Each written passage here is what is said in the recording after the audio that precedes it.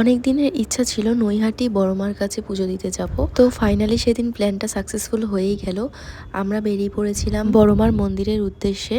তো আমাদের লোকেশন থেকে ট্রেনে করে গিয়েছিলাম চুঁচুড়া স্টেশন।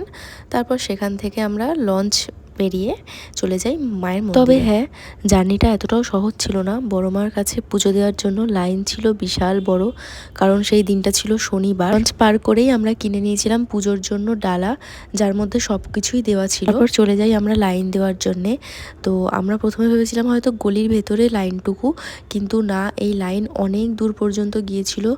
বাট সেদিন আমাদের কপাল ভালো ছিল যে বৃষ্টির জন্য মেঘলা ওয়েদার ছিল পুরো, তাই একটুও কষ্ট হয়নি। প্রায় 2.5 ঘন্টা লাইন দেওয়ার পর ফাইনালি আমরা মন্দিরে ঢুকতে পেরেছিলাম। ভিডিও বন্ধ।